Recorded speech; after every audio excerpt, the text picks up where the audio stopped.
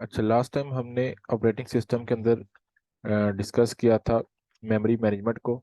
और उसके अंदर हमारे पास लास्ट पे दो पॉइंट्स थे, एक पेजिंग था और एक सेगमेंटेशन था। तो आज हम उनको कवर करने की ट्राई करेंगे। पेजिंग में हमने चीज़ एक पढ़ी थी कि पेजिंग में हमारे पास जो एक प्रोसेस होता है, वो प्रोसेस को हम डिवाइड करते हैं इक्वल साइज के पार्ट्स में। फॉर एग्जाम्पल हमारे पास ये एक प्रोसेस है, ये राइट साइड पे मैं ड्रा कर रहा हूँ अगर आपको नजर आ रहा हो तो। इसके अंदर हम क्या करते हैं कि वो नहीं देखता कि हमारे पास फॉर एग्जाम्पल ये प्रोसेस का क्या हिस्सा है। इस प्रोसेस को वो डिवाइड करना शुरू कर देता है। उसमें हमारे पास फिक्स साइज की डिवीजन होती है। जैसे एक सिंपल मैं रियल लाइफ के एग्जांपल देता हूँ आपको। जैसे वो जो होता है ना, ये गोश्त बनाने वाला, वो टोका पकड़ता है और वो जो इक्वल साइज के काटना शुरू कर देता है। जो पीसीज होते हैं, सेम ऐसे ही हमारे पास क्या होता है कि जो फॉर एग्जाम्पल हमारे पास हम अज्यूम करते हैं कि ये एक प्रोसेस है। ये मैं जो लिख रहा हूँ ये आपको नजर आ रहा है स्क्रीन के ऊपर?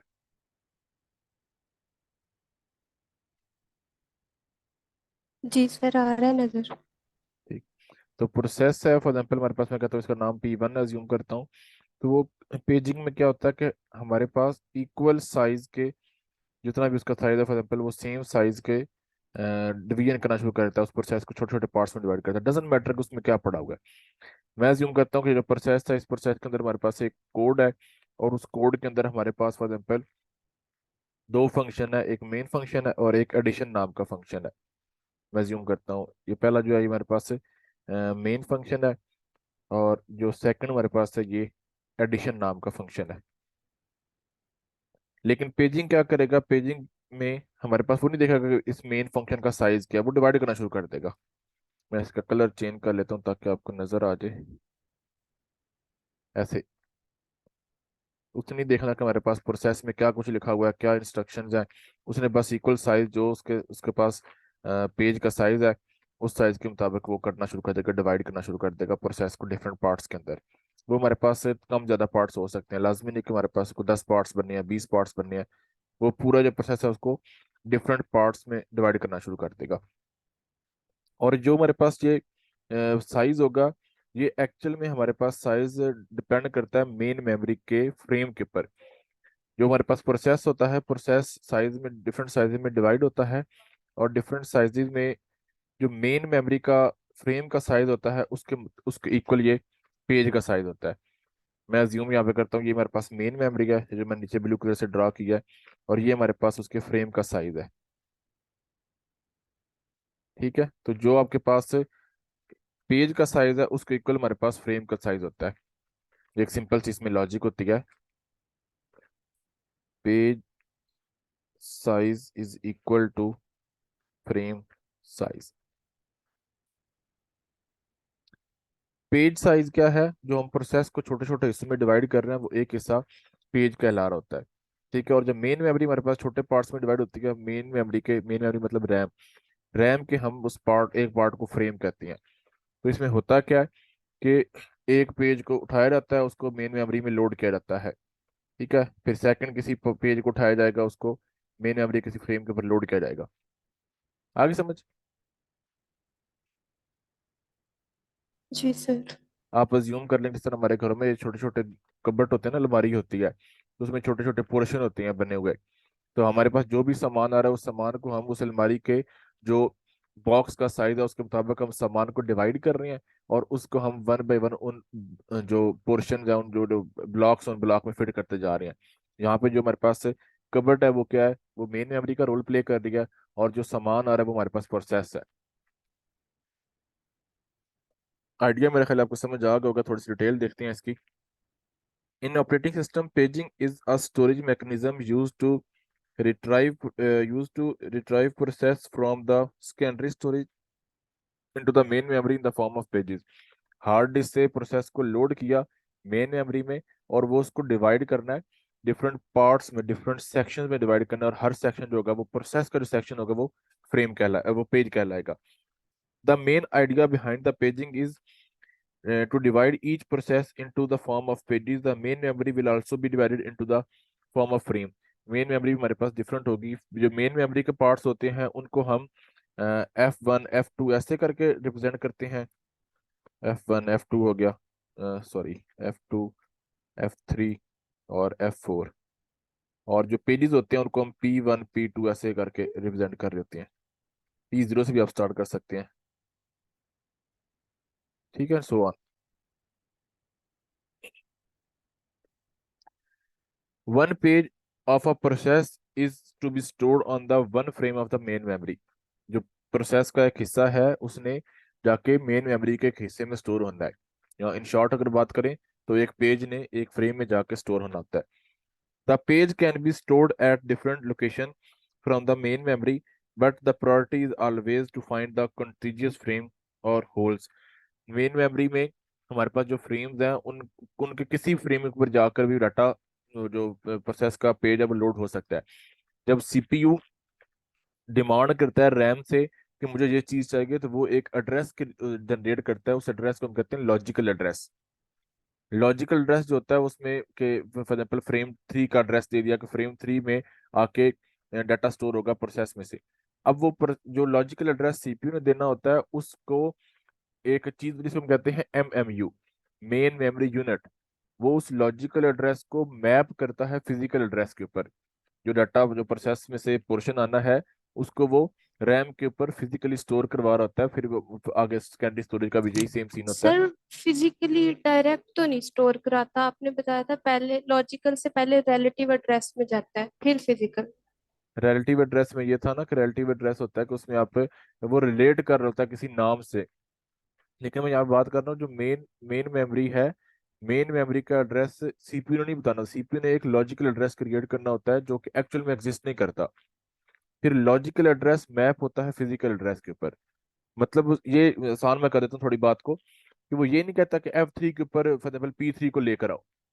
वो एक एड्रेस जनरेट करता है और कहता है कि हाँ जी P2 को लोड करके लाना है और उसके अगेंस्ट आप देखना है कि हमारे पास कौन सा फ्रेम अवेलेबल है। वो उसने लास्ट पे यहाँ पे बात भी लिखी है।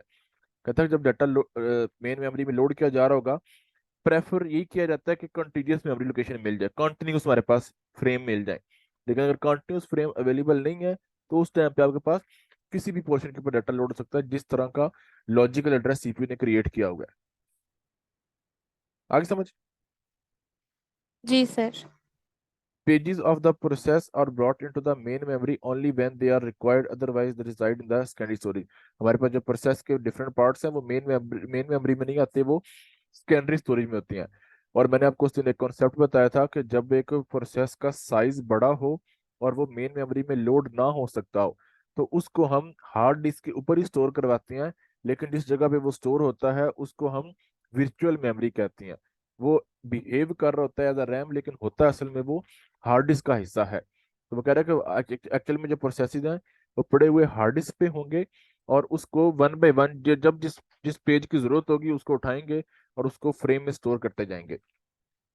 ठीक है, जिस पेज की जरूरत नहीं है वो पेज आपके पास हार्ड डिस्क के ऊपर सेकेंडरी स्टोरेज डिवाइस के ऊपर ही रहेगा वर्चुअल मेमोरी के अंदर।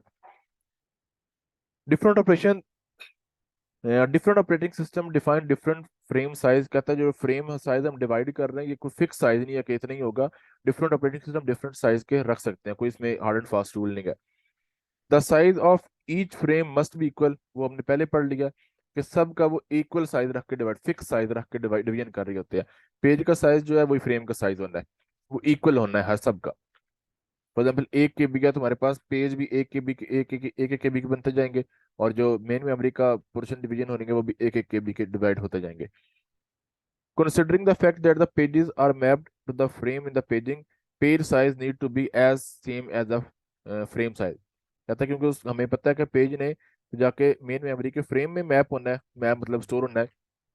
तो इस लिहाज से पेज का साइज और फ्रेम का साइज इक्वल होना चाहिए। ये मैंने ऊपर बात डिस्कस कर लिया। यहाँ पे अगर आप एक एग्जांपल देखें तो इस एग्जांपल में कहता है कि हमारे पास ये रैम है, ये लेफ्ट साइड के ऊपर मैं यहाँ पे इसको हाईलाइट भी कर देता हूँ। ये जो एरिया ये हमारे पास रैम है, मेन मेमोरी है। इसमें कहता है कि ऊपर वाले पोर्शन में हमारे पास ऑपरेटिंग सिस्टम पड़ा हुआ है, लोड हुआ हुआ है। बाकी हमारे पास क्या कर दिया उसको इक्वल साइज के उसने फ्रेम में डिवाइड कर दिया, frame 1 frame 2 frame 3 up to different frames. और हमारे पास एक प्रोसेस है, और इस प्रोसेस को भी उसने क्या किया है, डिफरेंट पार्ट्स में डिवाइड कर दिया है। ये एक प्रोसेस है और इस प्रोसेस को भी उसने डिफरेंट पार्ट्स में डिवाइड कर दिया है, और हर पार्ट यहाँ पे कहलाएगा पेज, और जो मेन मेमोरी का पोर्शन है वो कहलाएगा फ्रेम। आगे समझ। जी सर। एग्जाम्पल मैं लेता हूँ कि पेज वन जो है वो फ्रेम वन पे लोड हो रहा है, पेज टू जो है वो फ्रेम टू पे लोड हो रहा है, पेज थ्री जो है वो फ्रेम सिक्स पे लोड हो रहा है। ऐसे करके जो सीपीयू एड्रेस जनरेट करेगा, वो पहली प्रेफरेंस तो यही होगी कि वो कॉन्टिन्यूस मेमोरी लोकेशन अवेलेबल हो। अगर कॉन्टिन्यूस मेमोरी लोकेशन अवेलेबल नहीं है, तो उस टाइम क्या होगा कि आपके पास वो जो फ्री पोर्शन होगा उसके ऊपर लोड होना शुरू हो जाएगा। ये जो प्रोसेस है ये एक्चुअल में कहाँ पे पड़ा होगा, ये एक्चुअल में हार्ड डिस्क पे पड़ा होगा। ठीक है। और उस पार्ट को जो हार्ड डिस्क के ऊपर ये पड़ा होगा उसको हम क्या कहते हैं, उसको हम वर्चुअल मेमोरी कहते हैं।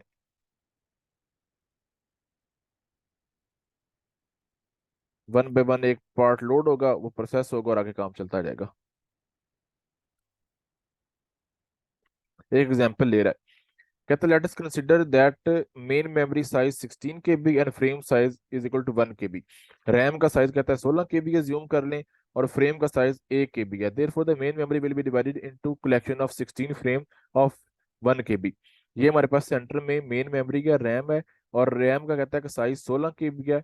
और करना क्या है कि हमारे पास रैम जो है वो 16 फ्रेम्स में डिवाइड हो रही है, 16 डिफरेंट हिस्सों में डिवाइड होगी, और हर पार्ट का जो साइज होगा वो 1 केबी होगा।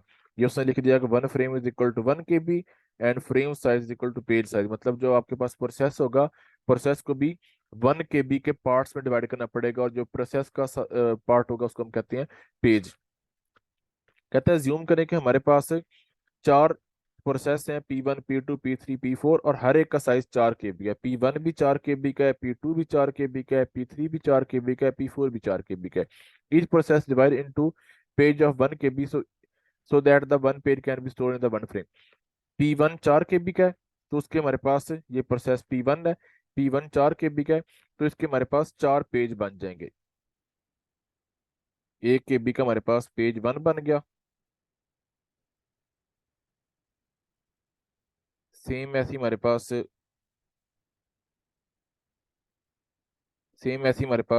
पेज टू बन गया। समझ आ रही बात की। जी सर, आ रही। सेम ऐसी हमारे पास पेज थ्री बन गया, और सेम ऐसी हमारे पास पेज फोर बन गया, 1 1 केबी के।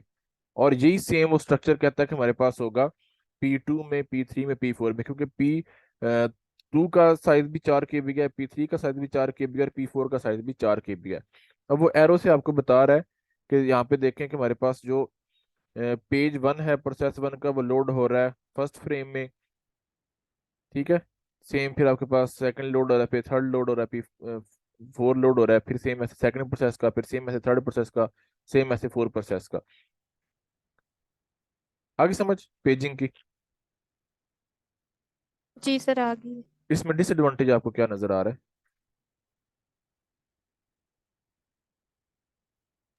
आप बताएं। डिसएडवांटेज में ये नजर आ रहा है कि आपके पास जो प्रोसेस है वो उसको नहीं देख रहा कि प्रोसेस में क्या है, नंबर ऑफ लाइंस क्या है, कोड क्या है। बस वो इक्वल साइज में डिवाइड करता जा रहा है। कुछ केसेस में हमारे पास प्रोसेस के अंदर, फॉर एग्जाम्पल मैं कहता हूँ कि हमारे पास इस जो प्रोसेस वन है, इस प्रोसेस वन के अंदर हमारे पास एक मेन फंक्शन है। यहाँ पे हमारे पास एक मेन फंक्शन है, और वो पेजेस में डिवाइड कर रहा है। अब यहाँ पे क्या हो रहा है कि आपके पास मेन फंक्शन चार हिस्सों में डिवाइड हो गया।